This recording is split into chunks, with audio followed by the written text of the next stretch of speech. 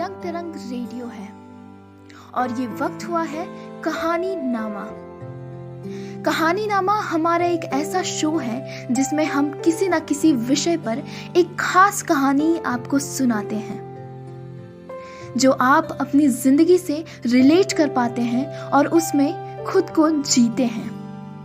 नमस्कार, मैं हूं आपके साथ आरजे रश्मि और आज मैं आपके लिए लेकर आई हूं एक बहुत ही खास कहानी, एक कलम की कहानी। जी हाँ, क्या है ये कहानी, आइए सुनते हैं। मैं एक कलम हूं, मामूली से शब्दों में जिसे पेन कहते हैं। विद्या की वो पहली मंजिल जिसे हर माँ बाप अपने बच्चों को पकड़ना सिखाते हैं और फिर वहां से शुरू होती है अपने सपनों को बुनने की पहली कोशिश। ये सब तो बस मैं अपने बारे में जानती हूँ, जो बड़े बुजुर्ग बता कर गए हैं, मगर अभी तक खुद कभी अनुभव नहीं लिया, क्योंकि फिलहाल मैं एक किराने की दुकान में एक छोटे से बॉक्स में और कलमों के साथ सबसे ऊपर के माले पर टंगी हूँ। सबकी ख्वाहिश यही है कि कोई कलमकार आए और हमें खरीद कर ले जाए। हमारे जितने भी जूनियर्स थे, मतलब थोड़े कम दामों वाले, वो सब चल बसे और हम हमारे ठाठ की वजह से अभी तक यहीं टंगे हैं। और हमारी किस्मत तो देखो, जब से यहाँ आए हैं तभी से हमारी दुकान के बगल वाली दुकान स्टेशनरी शॉप कहलाने लगी है, जहाँ महंगी महंगी डायरियाँ और ढेरों कलमें बिकती हैं, तो वहाँ से ग्राहक भी ले जाते हैं। हमारी तरफ तो कोई देखता भी नहीं, और देखेगा भी कैसे। आटा चावल की दुकान है हमारी, कोई सोच भी नहीं सकता यहाँ कलम भी हो सकती है। खैर, इस दुख में सिर्फ मैं थोड़ी हूँ, और भी बहुत लोग हैं जो मेरी तरह यहाँ सड़ रहे हैं। मेरी बगल वाली कलम तो कहती है कि सिर्फ हम ही बचे हैं तो हमारी किस्मत में कुछ और लिखा होगा। सब्र रखो सब्र, सुना है सब्र का फल मीठा होता है।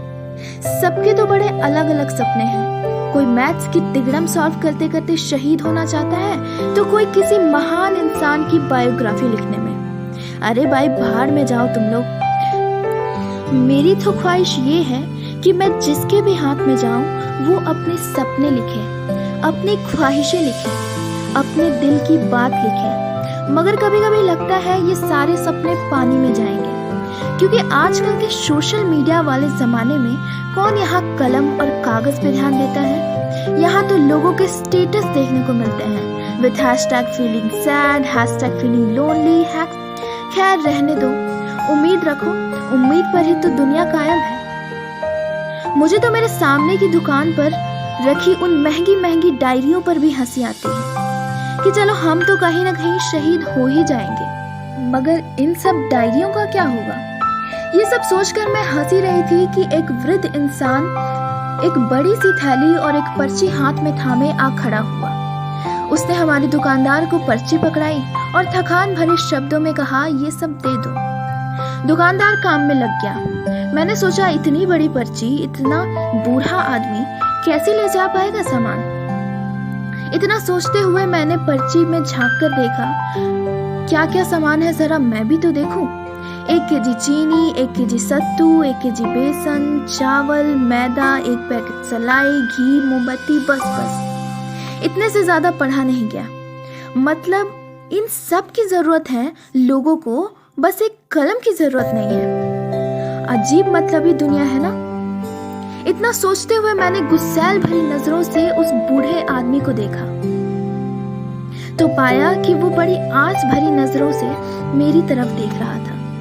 मेरे मन में 1-2 लड्डू फूटने लगे कि शायद वो मुझे खरीद ले, मगर ये क्या, मैं इस बुढ़े के हाथों में जाऊंगी? ना जी ना।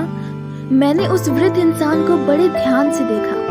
सफेद रंग, गोरा चिट्टा, उजले बाल, चेहरे पर झुर्रियां, ललाट पे थोड़ी चिंता, कंधा थोड़ा झुका हुआ, सफेद रंग की धोती और सफेद रंग के कुर्ते के साथ एक काले रंग की चप्पल। कुल मिलाकर एक सीधा साधा इंसान, जिसमें कोई इंटरेस्टिंग बात तो मुझे लग नहीं रही थी। सारे सामान थैली में जाने के बाद आखिर उसने मेरा दाम पूछ ही दिया। ये लाल रंग की कलम कितने की है बेटा? दुकानदार ने 20 रुपए की बताई। वृद्ध इंसान ने अपने पैसे मिलाए और कहा, इसे भी दे दो। मैंने कहा, लो बेटा। चढ़ गए फांसी पे। मेरे साथ वाली कलमे मुझे देखकर जलने लगी, तो मुझे भी उन्हें जलाने के लिए थोड़ी चवन्नी मुस्कान देनी पड़ी। थोड़ा दुख जरूर हुआ कि ये किसके हवाले हो रही हूँ मैं, पर खुशी भी थी कि इस दुकान में सड़ने से तो अच्छा है कि मैं किसी सैर पर चलूं। आखिर कोई ना कोई वजह तो होती ही है ना किसी काम के पीछे। मैंने भगवान का नाम लिया और दुकानदार ने मुझे उस थैली में डाल दिया। थैली में सबसे ऊपर मैं ही थी, तो पूरी दुनिया नजर आ रही थी मुझे। धीमी धीमी चलती हवाएं और सारी दुकानें, बच्चों की चिल्लाहट, भीड़ में चलते लोग, थोड़ी गड़गड़ाहट, थोड़ा शोरगुल, इन सब के मजे ले रही थी मैं। इतने में मैंने देखा कि वृद्ध इंसान रुक गया। मैंने झांक कर देखने की कोशिश की तो पाया कि मैं वही स्टेशनरी शॉप के सामने खड़ी थी। फिर मैंने बूढ़े को ध्यान से देखा। वो बड़ी आस भरी नजरों से डायरियां देख रहा था। चंद देर बाद वृद्ध इंसान ने एक डायरी खरीद ली और वो डायरी थैली में आ गिरी। मैंने उस डायरी को ध्यान से देखा। अरे, ये तो वही डायरी है। हाँ, वही डायरी जिस पर मैं कभी हंसा करती थी। और वो डायरी मुझे देखकर ऐसे मुस्कुरा रही थी मानो मुझे कह रही है कि बेटे, हर कुत्ते का दिन आता है। कुछ देर तक हम चलते रहे। फिर आ गया अपना डेस्टिनेशन, यानी वृद्ध इंसान का घर। वृद्ध इंसान ने थोड़ा हाँफते हुए कहा, बहू ले आया सारा सामान। उधर से आवाज आई, ठीक है, किचन में रख दीजिए। वृद्ध इंसान ने थैली किचन में रख दी और थैली में से मुझे और डायरी को तेजी से अपने कमरे में ले आया और हमें कुछ किताबों के साथ छुपाते हुए रख दिया। मैंने कमरे का पूरा जोग्राफिया देखा। उस सीधे साधे इंसान की तरह कमरा भी एकदम सादा था। एक तरफ अलमारी थी जिसमें कपड़ों से ज्यादा फाइल्स पड़ी थी। केस नंबर इतना, केस नंबर उतना। टेबल पर रखी किताबें थी, धारा इतना, धारा उतना। ओ, मतलब ये वृद्ध इंसान पेशे से वकील था। कमरे की दाएं दीवार पर नजर डाला तो मैंने देखा कि एक फोटो टंगी थी जिसमें वो वृद्ध इंसान और उसके साथ एक छोटी सी बच्ची थी, शायद उनकी पोती होगी, मैंने अनुमान लगाया। उसके बगल में एक और फोटो पर नजर गई मेरी। एक बूढ़ी औरत थी फोटो में जिस पर माला चढ़ी हुई थी।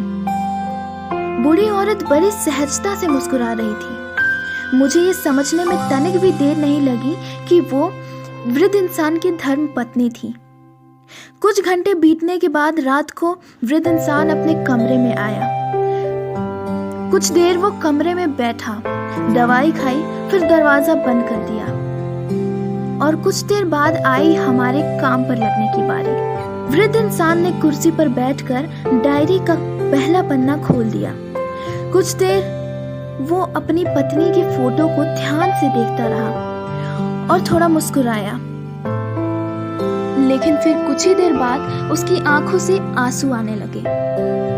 उसने अपने आंसू की बूंदें डायरी के पन्ने पर टपकाते हुए मुझे उठाया और लिखना शुरू किया। प्रिय आशा, तुम कैसी हो? गुस्सा होगी ना मुझसे कि मैं तुम्हारा हाल नहीं पूछता? हाल हमेशा पूछता हूँ आशा, मगर तुम कभी जवाब ही नहीं देती। तुम मेरी चिंता मत करना आशा, मैं बिल्कुल ठीक हूँ। देखो, अब मैं खुद से सारी दवाइयाँ समय पर लेता हूँ और कभी कभी भूल भी जाता हूँ तो हमारी पोती है ना लता, हाँ वो याद से मुझे खिला देती है।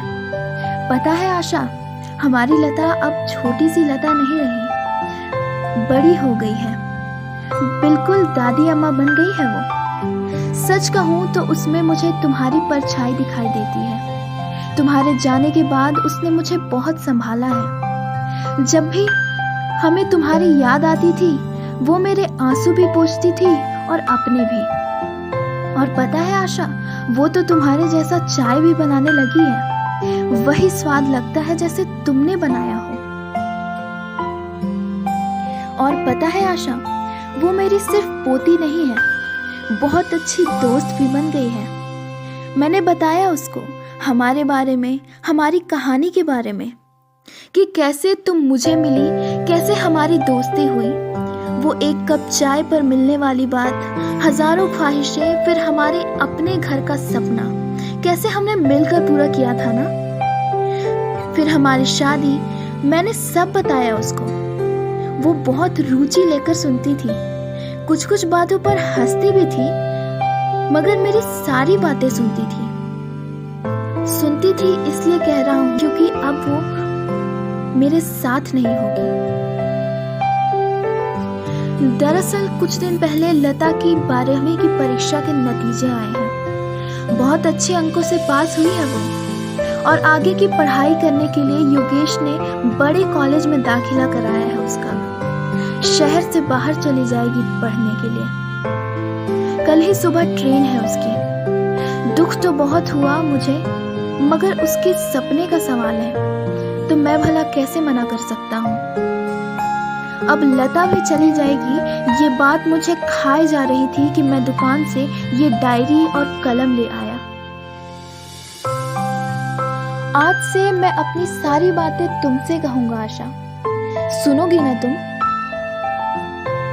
इतना लिखकर वो बुढ़ा रोने लगा और इन्हीं सब में रात बीत गई। और अगले ही दिन से वो डायरी उस बुढ़े की आशा बन गई और मैं उन दोनों के वार्तालाप का जरिया, जिसमें एक सिर्फ बोलता था और एक सिर्फ सुनती थी, और दोनों के बीच मुझे बड़ा मजा आता था।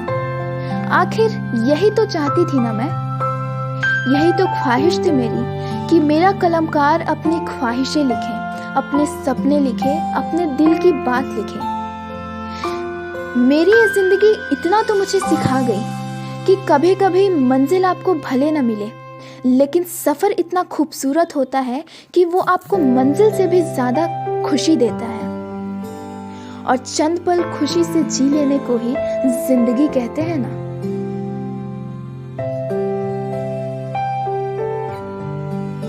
तो ये थी हमारी आज की कहानी।